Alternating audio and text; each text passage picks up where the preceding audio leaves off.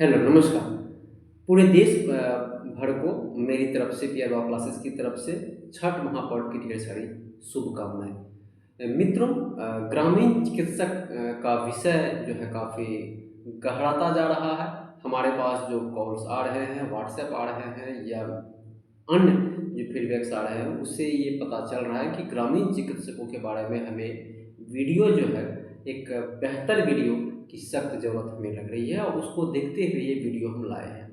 तो अगर आप ग्रामीण चिकित्सक हैं, उस तो आपके लिए ये वीडियो काफ़ी इम्पोर्टेंट है। कहने का सेंस मेरा यह है, सबसे पहले हम आपको बता दें कि ये ग्रामीण चिकित्सक क्या होते हैं, ग्रामीण चिकित्सक कौन लोग होते हैं, क्या करना चाहिए उनको, क्या नहीं करना चाहिए और सरकार, चाहे वो राज्य सरकार हो, चाहे वो केंद्र सरकार हो, आपके लिए क्या कर रही है बेहतर तरीके से। कहीं आपके लिए कोई मुश्किल की घड़ी तो नहीं है या भविष्य में होगी, या फिर आप अपने जो नए व्यक्ति लोग हैं जो ग्रामीण चिकित्सक बनना चाह रहे हैं, उसके लिए क्या करना चाहिए। हर बिंदु को हमने इस वीडियो में लिया है। निश्चित तौर पर ये वीडियो काफ़ी इम्पोर्टेंट होगा अगर आप ग्रामीण चिकित्सक बन गए हैं, कार्य कर रहे हैं तो, या फिर आप बनना चाह रहे हैं तो भी। चलिए, हम आपको बता दें कि भारत देश की 70% आबादी ग्रामीण क्षेत्रों में निवास करती है और ग्रामीण क्षेत्रों में जो रिमोट एरियाज है वहाँ पर अभी भी भारत सरकार के लिए ही नहीं वरन स्टेट गवर्नमेंट के लिए भी वहाँ तक ग्रामीण चिकित्सक पहुँचाना उसके लिए मुश्किल प्रतीत हो रहा है। तमाम तरह की स्वास्थ्य केंद्र मुहैया स्वास्थ्य केंद्र खोलने के बावजूद भी अभी भी जच्चे बच्चे जो है वो मुश्किल में आ जाते हैं। हालांकि रिपोर्ट कर रही है कि अब जो है स्थितियां बहुत ही बेहतर हो गई है और मेरा व्यक्तिगत मानना है कि सरकार के साथ साथ ये निजी ग्रामीण क्षेत्र के जो ग्रामीण चिकित्सक हैं उनकी भी इसमें काफ़ी सराहनीय योगदान है।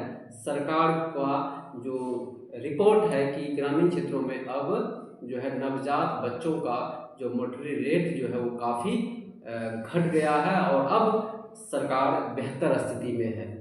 यानी कि ग्रामीण क्षेत्रों का जो भी स्वास्थ्य सेवा है बेहतर हो गया है। तो इसमें ग्रामीण चिकित्सकों का जो है सराहनीय योगदान, हम बिल्कुल भी इस बात से हम इनकार नहीं कर सकते कि उनका योगदान नहीं है। इनके लिए सभी ग्रामीण चिकित्सकों का हम तहे दिल से शुक्रिया अदा करते हैं।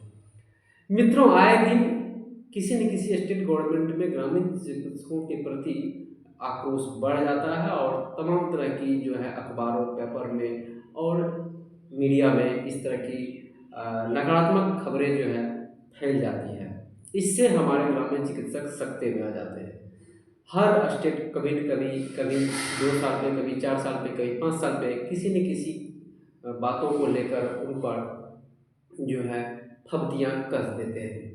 तो मैं आपको बता दूं कि इसी चीज़ों को दूर करने के लिए बिहार सरकार ने सन 2015-16 में NIOS के सहयोग के साथ, MOU के साथ जो है गवर्नमेंट ऑफ बिहार ने एक इनिशिएटिव प्रोग्राम चलाया जिसके माध्यम से 4.5 लाख बिहार के ग्रामीण चिकित्सकों को प्रशिक्षण दिलाने का काम किया और ये कोर्स भारत सरकार के द्वारा चलाया जा रहा है। आपका गवर्नमेंट अगर ये कोर्स साझेदारी के तहत अगर चला रही है तब तो कोई दिक्कत नहीं, आप एडमिशन ले सकते हैं। अगर नहीं भी करा रही है तो भी आप NIOS के इस कोर्स में इनरोल्ड हो सकते हैं अगर आप ग्रामीण चिकित्सक बनना चाहते हैं तो, या आप कार्यरत हैं तो भी। अगर आप ग्रामीण चिकित्सक के तौर पर कार्य कर रहे हैं लंबे अरसे से, या आप ग्रामीण चिकित्सक बनना चाह रहे हैं, आपकी एज 18, 19, 20, 21, 22, 23 जो भी हो, इसमें एज की कोई सीमा नहीं है, तो भी आप एडमिशन ले सकते हैं।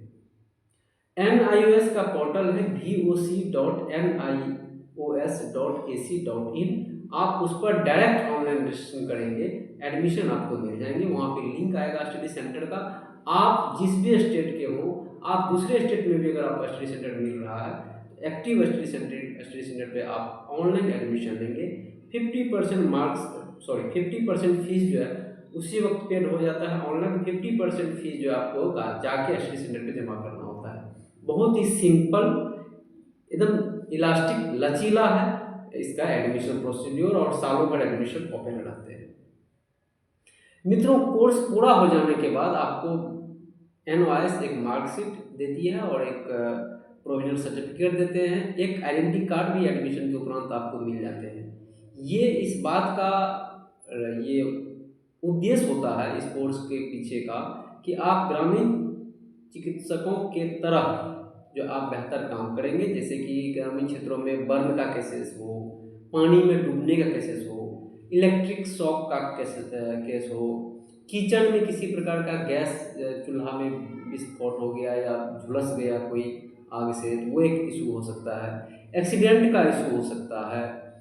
आए दिन जो है एक्सीडेंट का रेशियो बढ़ चुका है। उसमें अगर किसी प्रकार का, कहने का मीन्स मेरा ये है कि आपातकालीन किसी भी स्थिति में किसी का हाई बीपी अचानक बढ़ गया हो, लो हो गया हो, ब्लड शुगर इमीडिएटली घट गया, बढ़ गया हो, किसी भी ब्रेन स्ट्रोक का प्रॉब्लम हो गया, हर स्तर से इसके जो डॉक्टर्स हैं, ये ग्रामीण चिकित्सक का कोर्स करने के बाद इस तरह का NOIS उसमें आप स्किल्ड हो जाते हैं। आपके पास हर वो चीज़ें आ जाती हैं कि इस केस को कैसे डील किया जाए, और सरकार भी जो है आपको उस पर्पज से तैयार करती है NOIS। तो ये कोर्स आपके लिए बेहतर है। अब आइए कि आप क्या करेंगे क्या नहीं करेंगे इस कोर्स के ऊपर। ये कोर्स आपको डॉक्टर नहीं बना रहा है, आप इस बात से एकदम क्लियर कट रहिए कि ये कोर्स आपको डॉक्टर नहीं बना रहा और अपने आप को डॉक्टर की तरह आपको ट्रीट भी नहीं करना है। आपको क्लिनिक नहीं ओपन करना है। क्लिनिक ओपन वही कर सकते हैं जिनके पास 5.5 साल का मेडिकल ग्रेजुएशन का डिग्री जो है, चाहे वो MBBS हो, BHMS हो, BMS हो, BUMS हो या BNYS हो, जिससे नेशनल मेडिकल काउंसिल द्वारा जो है जो मानक जो स्टैंडर्ड तय किया गया उसके अनुसार MCI medical council of India या फिर NMC नेशनल मेडिकल काउंसिल द्वारा जो अप्रूव्ड सरकारी, गैर सरकारी या निजी मेडिकल कॉलेज से जिन्होंने डिग्रियां हासिल की है, क्लिनिक एस्टैब्लिशमेंट एक्ट जो है उसके अकॉर्डिंग उनको रजिस्ट्रेशन मिलेंगे, अन्यथा किसी को नहीं मिलेंगे। बाकी जो 3-3.5 साल का जो भी कोर्सेज करते हैं, चाहे वो BSc MLT हो, BRI हो या फार्मासिस्ट हो, तो उसको उसके हिसाब से ये रजिस्ट्रेशन मिलता है, न कि क्लिनिक एस्टैब्लिशमेंट एक्ट के तरह की वो प्रिस्क्रिप्शन लिख सकते हैं। तो इसीलिए आप ये भूल भुलैया में न रहें कि आप एक डॉक्टर की तरह अपना क्लिनिक खोलेंगे और प्रिस्क्रिप्शन लिखेंगे। आप इस कोर्स के करने के उपरांत आप डॉक्टर और पेशेंट के बीच की कड़ी है, ठीक है। आप कोई व्यक्ति अचानक समस्या में आया, बीमार हो गए, आपको उसको प्राथमिक उपचार देना है। प्राथमिक उपचार की जो तरीकाएं हैं वो आपको बताई जाएगी कोर्स के माध्यम से। इसके अलावा भी आप स्किल्ड होंगे, तो उन सारी जानकारियों से आप प्राथमिक उपचार कीजिए। अगर रोगी ठीक हो जाता है तब तो ठीक है, अगर नहीं ठीक होता है तो इमीडिएटली आप उसे डॉक्टर के पास भेजिए, किसी सरकारी या गैर सरकारी संस्थानों में, मेडिकल संस्थानों में आप भेजिए। ये आपका लक्ष्य है, ये आपका कार्य है। इससे इतर अगर कुछ भी काम करते हैं तो वो वैधानिक रूप से गलत होगा। अब आइए कि आप क्या नए व्यक्ति इस कोर्स में एडमिशन ले सकता है? बिल्कुल, फ्रेश स्टूडेंट जिन्होंने भी जो 10th पास किया है, ये कोर्स वो ले सकते हैं। 18 वर्ष का कोई भी व्यक्ति प्लस 18 वर्ष का कोई भी व्यक्ति इस कोर्स में एडमिशन ले सकता है, तो आप उसके लिए बेफिक्र रहें। दूसरा, आइए कि आप इस कोर्स को करने के उपरांत आपको सरकारी या गैर सरकारी निजी क्षेत्रों में भी नौकरियां मिल सकती है। हमारे बिहार में भी इस बात की संभावना है कि ग्रामीण चिकित्सकों को किसी न किसी सरकारी स्वास्थ्य योजनाओं से जोड़ने की बात चल रही है, और इसके लिए प्रयास भी किया जा रहा है ग्रामीण चिकित्सकों के संघों द्वारा। आपके जो रिस्पेक्टिव स्टेट है वहाँ पर भी ग्रामीण चिकित्सकों के द्वारा इस मामले में संघर्ष किया जा रहा होगा।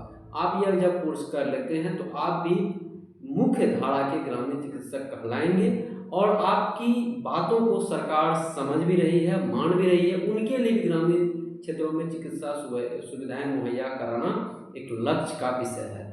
तो सरकार किसी न किसी चिकित्सीय सेवा में आपका योगदान जरूर ले सकती है, ऐसा वो मन बना भी रहे हैं, और हर स्टेट कभी न कभी इस मामले में प्रयास कर भी रहा है। इनके बावजूद कभी कोई मामला ऐसा आ जाता है जिसकी वजह से सरकार आप लोगों के खिलाफ आक्षेप ले लेती है, जो कि कभी चिंता का विषय बन सकता है।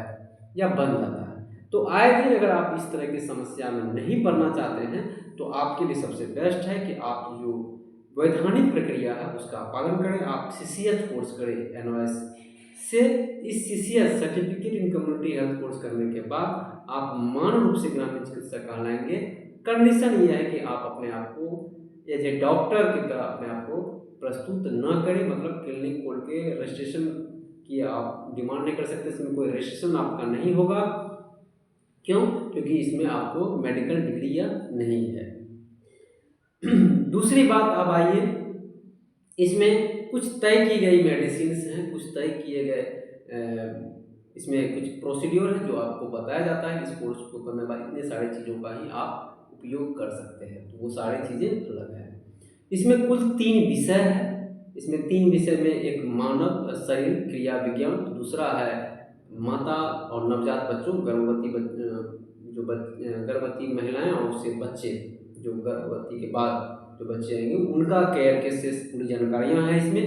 और तीसरा है कि आपको संक्रमणीय, गैर संक्रमणीय के साथ साथ आपातकालीन स्थितियों में आप कैसे नियंत्रण करेंगे, prevention and control and management of particular disease, इसके बारे में आपको बताया जाता है। तो कंप्लीटली ओवरऑल ये ग्रामीण चिकित्सकों के लिए समर्पित कोर्स है और जो भारत सरकार के द्वारा गजट नोटिफिकेशन पास आउट करके एनओएस को इसकी जिम्मेदारी दी गई है। तो ये कोर्स आप कर सकते हैं। भारत देश के सभी स्टेट में ये कोर्स चल रहा है। आप ऑनलाइन गूगल करें NIOS.ac.in पर, आपको सारी जानकारियाँ वहाँ पे उपलब्ध हो जाएगी। हमारा अन्य वीडियो भी इस संदर्भ में देख सकते हैं। हमें लगता है कि हमने सारे कोर्स जो शुरुआत में हमने क्वेश्चंस रखे थे वो सारे क्वेश्चंस को हमने कंप्लीट कर दिया है। इसके अलावा भी अगर आपके पास कुछ डाउट्स रह जाते हैं तो आप जरूर हमें कमेंट्स करें, कॉल करें। मिलते हैं अगले वीडियो में, तब तक के लिए जय हिंद।